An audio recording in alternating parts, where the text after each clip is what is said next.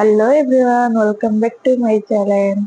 Education House. ଆଜି ଆମେ ଦ୍ୱିତୀୟ ଶ୍ରେଣୀର ଗଣିତ ପାଠ 1ର ଚିତ୍ରକୁ ଚିହ୍ନିବା ପାଠଟିର ଅଭ୍ୟାସ କାର୍ଯ୍ୟଟି କରିବା। ଦେଖ ଆମର ଅଭ୍ୟାସ କାର୍ଯ୍ୟରେ କଣ କହିଛି? ଅଭ୍ୟାସ କାର୍ଯ୍ୟ ଏକ ନମ୍ବର କଣ କହିଛି ନା ସମାନ ସମାନ ଆକୃତିକୁ ଗାର ଟାଣି ଯୋଡ଼। ଦେଖ ଏଠି ଆମର କେତେ ସାରା ଚିତ୍ର ରହିଛି, ଯୋଉ ଗୁଡାକ ସମାନ ସେଗୁଡା ଆମେ ଗାର ଟାଣିକି ଯୋଡିବା। ଦେଖ ପ୍ରଥମ ଚିତ୍ରରେ ଆମର କୋଉଠି ଅଛି? ଏଇଟା ଏଠି ଅଛି, ଦ୍ୱିତୀୟଟା ଏଠି ହବ, ତୃତୀୟଟା ଏଠି ହବ, ଚତୁର୍ଥଟା ଦେଖ ଏଇଟା ହବ, ପଞ୍ଚମ ଏଇଟା ହବ, ଷଷ୍ଠ ଏଇଟା। ବୁଝିପାରିଲେ ପିଲାମାନେ? ଏପରି ଦେଖିକି ତମେ ଗାର ଟାଣିବ। ତାପରେ ଦେଖ 2 ନମ୍ବର କଣ ଅଛି?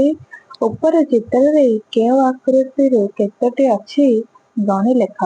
ଦେଖ ଆମର ତ୍ରିଭୁଜ କେତେଟା ଅଛି? ଏଠି କଣ ପିଲାମାନେ ଉପରେ 2ଟା, ତାପରେ ତା ଆଖି ଉପରେ 2ଟା, 4ଟା ହେଲା, ନାକ ଗୋଟେ 5ଟା ହେଲା। ତାହେଲେ ତ୍ରିଭୁଜ ଆମର କେତେଟି ଅଛି? 5ଟି। ଏଠି କେତେ ଲେଖିବ? 5ଟି। ଗୋଲ ଚିତ୍ର କେତେଟା ଅଛି? ଦେଖ ତାର ଏଠି ଆମର ତା ଆଖି 2ଟା, ତାପରେ ମୁହଁ ଗୋଟେ 3ଟା, ତାପରେ ଏଠି ପାଦ ତାର 4ଟା, ତ କେତେ ହେଲା? 7ଟି ହେଲା। ତ ଏଠି କେତେଟି ଲେଖିବ? 7ଟି। ତାପରେ ଦେଖ ଆୟତକାର କେତେଟା ଅଛି? ଦେଖ ଏଠି ଆମର ଆୟତକାର ତାର ନାଙ୍ଗଡାରେ 3ଟା ଅଛି, ତାପରେ 4ଟା ଗୋଡ ଅଛି, ତାପରେ ବେକ ଅଛି, ତା ଦେହ ଅଛି, ଏସବୁ ମିଶେଇକିରି ହେଲା ଆମର 9ଟି ହେଲା। ତାପରେ ଆମର ଅଣ୍ଡାକାର କେତେଟା ଅଛି? ଦେଖ ଏଠି ତା ପାଟିଟା ଗୋଟେ ଅଛି, ତ ଏଠି କେତେ ଲେଖିବ? 1। ବୁଝିପାରିଲେ ପିଲାମାନେ? ଏପରି ଲେଖିବ। ତାପରେ ଦେଖ 3 ନମ୍ବର କଣ କହିଛି? ଉପର ଆକୃତି ଗୁଡିକୁ ତଳେ ଥିବା ଖାଲି ଜାଗାରେ କର। ଦେଖ ଫାଷ୍ଟ ଆମର କଣ ହବ? ତ୍ରିଭୁଜ ହବ। କଣ ହବ? ତ୍ରିଭୁଜ। ତ ଏମିତି ତମେ ଗୋଟେ ତ୍ରିଭୁଜ କରିବ। ତାପରେ ଗୋଲ ହବ ହେଲା, ତାପରେ ଆୟତାକାର ହବ ହେଲା, ତାପରେ ହବ ଅଣ୍ଡାକାର। ବୁଝିପାରିଲେ ପିଲାମାନେ? ଏମିତି କରିବ। ବୁଝିପାରିଲ ହେଲା। ତାପରେ ଦେଖ ଆମର 4 ନମ୍ବର କଣ କହିଛି? କେଉଁ କେଉଁ ଜିନିଷ ନେଇ ତଳ ଆକୃତି ଗୁଡିକ ତିଆରି କରିପାରିବ। ଦେଖ ଗୋଲରେ ଆମେ କଣ ନେଇପାରିବା? ନା ଆମେ ଚୁଡି ନେଇପାରିବା ହେଲା। ଆଉ କଣ ନେଇପାରିବା? ଛୋଟ ଛୋଟ ପଇସା ନେଇପାରିବା, 1 ଟଙ୍କିଆ 2 ଟଙ୍କିଆ ହେଲା। ଏସବୁ ନେଇକରି ତମେ କରିପାରିବ। ତ୍ରିଭୁଜ ଆମେ କାହାରେ କରିପାରିବା? ତମ କମ୍ପାସରେ ଥିବ, ଦେଖିଥିବ ଗୋଟେ ତ୍ରିଭୁଜକାର, ତାର ନାଁ ହଉଛି ସେଟ ସ୍କୋୟାର। ତ ସେଇଟା ନେଇ ତମେ ତ୍ରିଭୁଜ କରିପାରିବ। ତାପରେ ବର୍ଗାକାରରେ କଣ କରିପାରିବା? ନା ଲୁଡୁ ଗୋଟେକୁ ନେଇ କରିପାରିବା, ଆଉ କ୍ୟୁବକୁ ନେଇକିରି କରିପାରିବ। ବୁଝିପାରିଲେ ପିଲାମାନେ? ତାପରେ ଆସିଲା ଆୟତକାରରେ ତମେ କଣ କରିପାରିବା? ନା ନିଜ କମ୍ପାସକୁ ନେଇ କରିପାରିବ ହେଲା। ଆଉ ତମର ଇରେଜର ମାନେ ରବର ଯୋଉ କମ୍ପାସରେ ଥାଉଛି, ଆଉ ତମର କଳ ଯୋଉ କଟର ସେଇଟା ବି ନେଇ କରିପାରିବ ହେଲା, ତାର ଧାରକୁ ନେଇକିରି। ବୁଝିପାରିଲେ ପିଲାମାନେ? ଏମିତି ତମେ କରିପାରିବ। ତାପରେ ଦେଖ 5 ନମ୍ବର କଣ କହିଛି? ବିଦ୍ୟାଳୟରେ ଓ ବିଦ୍ୟାଳୟ ବାହାରେ କେଉଁ କେଉଁ ଜିନିଷରେ ତଳ ଆକୃତି ଗୁଡିକ ଥିବାର ଦେଖିଛ। ଦେଖ ଆୟତକାରରେ କଣ ହବ? ନା ତମର କଳାପଟା ବିଦ୍ୟାଳୟରେ ହବ, ଡଷ୍ଟର ହବ, ଟେବୁଲ ହବ, ବହି ହବ, ଇଟା ହବ ହେଲା। ଏସବୁ ହେଇପାରିବ। ତାପରେ ଦେଖ ବର୍ଗାକାରରେ କଣ ହବ? ନା ଘଣ୍ଟା ହବ, ଝରକା ହବ ହେଲା। ଆଉ କଣ ହବ? କ୍ୟାରମ ବୋର୍ଡ ହବ। ଆଉ ତମର ଆଉ କଣ? ଯୋଉ ପାସ୍ ଫୋଟୋ, ସେଇଟା ବି ତମର ବର୍ଗାକାର କୃତି, ସେଟା ବି ଲେଖିପାରିବ। ବୁଝିପାରିଲେ ପିଲାମାନେ? ତାପରେ ତ୍ରିଭୁଜାକାରରେ କଣ ହବ? ନା ସେଟ ସ୍କୋୟାର ହବ।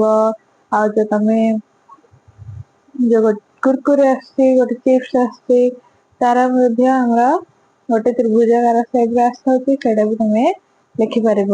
ବୁଝିପାରିଲେ ପିଲାମାନେ? ଆଉ କଣ? ତାପରେ ଆସିଲା ଗୋଲର କଣ କଣ? କାନର ହବ, ଟିକିଲି ହବ, ପଇସା ହବ, ଚୁଡି ହବ ହେଲା।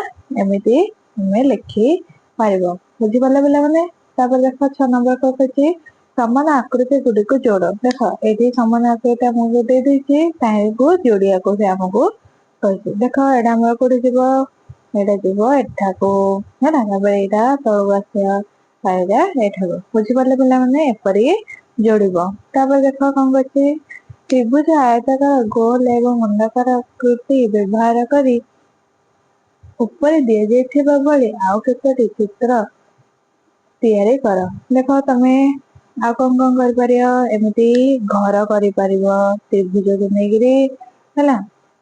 ଏମିତି ତ୍ରିଭୁଜକୁ ନେଇକିରି ତମେ ତ୍ରିଭୁଜ ବର୍ଗକୃତିକୁ ନେଇକିରି ତମେ ଏମିତି ଘର କରିପାରିବ। ବୁଝିପାରିଲ ପିଲାମାନେ? ଏମିତି କରିପାରିବ। ହଁ, ଏମିତି ତମେ ଘର କରିପାରିବ। ଆଉ କଣ କରିପାରିବ ନା ଆମର କାଳିଆ ଠାକୁର କରିପାରିବ ଏମିତି ହେଲା। ଚକା ଏମିତି କରିପାରିବ। ବୁଝିପାରିଲ? ସ୍ମାଇଲ କରିପାରିବ।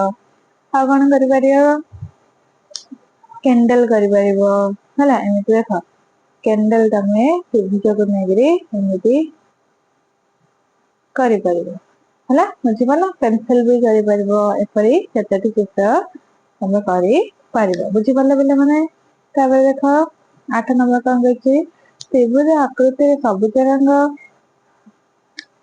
ଅଣ୍ଡାକୃତି ଆକୃତିରେ ଲାଲ ରଙ୍ଗ ଓ ଆୟତାକାର ଆକୃତିରେ ହଳଦିଆ ରଙ୍ଗ ଦେବ। ତ୍ରିଭୁଜ ଆକୃତିରେ ଦେଖ ଆମର ଏଠି କେତେ ସାରା ବହୁତ ସାରା ଚିତ୍ର ଦେଇଯାଇଛି, ତ ତାକୁ ତମେ ରଙ୍ଗ ଦବ। ଦେଖ ଫାଷ୍ଟ ରଙ୍ଗ କୋଉଟା, ତ୍ରିଭୁଜ ଆମେ କି କରିବା, ସବୁଜ ରଙ୍ଗ ଦବା। ଏ ଯାହାର ସବୁ କଣ ଦବ, ସବୁଜ ରଙ୍ଗ। ବୁଝିପାରିଲ ପିଲାମାନେ?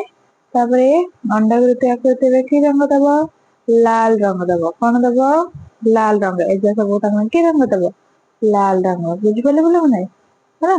ତାପରେ ଆୟତାକାର ଆକୃତିରେ କି ରଙ୍ଗ ଦବ, ହଳଦିଆ ରଙ୍ଗ। କି ରଙ୍ଗ ଦବ, ହଳଦିଆ ରଙ୍ଗ। ଏ ଯାହାର ସବୁ କଣ ଦବ, ହଳଦିଆ ରଙ୍ଗ। ବୁଝିପାରିଲେ ପିଲାମାନେ? ଏମିତି କରିବ।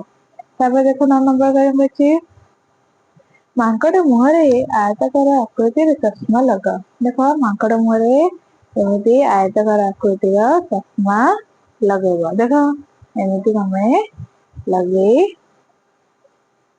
ପାରିବ। ବୁଝିପାରିଲ ପିଲାମାନେ? ତାପରେ ଦେଖ କଣ କହିଛି, ବାଘର ଚିତ୍ରରେ ତ୍ରିଭୁଜାକାର ଆକୃତିର ନିଶ ବନାଅ। ଏମିତି ତମେ ଦେଖ ଏମିତି ନିଶ ବନାଅ। ବୁଝିପାରିଲ ପିଲାମାନେ? ତାପରେ ଝିଅଟି ମୁହଁରେ ଟିକିଲି ଆଉ କାନ। ଦେଖ ଏଠି ଟିକିଲି, ଗୋଲ ଟିକିଲି ଆଉ ଗୋଲ ଗୋଲ କାନ କରିବ। ତାପରେ କଣ କହିଛି, ପୁଅଟିର ଚିତ୍ରରେ ବର୍ଗାକୃତି ଚିତ୍ରରେ ମୁହଁ ତିଆରି କର। ଏଇଟା କଣ, ଏମିତି ବର୍ଗାକୃତି କରିକିରି ହେଲା, ବର୍ଗାକୃତି କରିକିରି ତାର ମୁହଁରେ କଣ ଚିତ୍ର କରିବ ହେଲା। ଏମିତି ତାର ଆଖି, ପାଟି, ଚୁଟି ହେଲା। ଏପରି ଥାଏ। ନିଜ ସାଙ୍ଗସାଥି ମାନଙ୍କୁ ନିଶ୍ଚୟ ସେୟାର କର। ଆଉ ଚ୍ୟାନେଲରେ ନୂଆ ଆସିଥିଲେ ଚ୍ୟାନେଲଟିକୁ ସବସ୍କ୍ରାଇବ କର। ଧନ୍ୟବାଦ।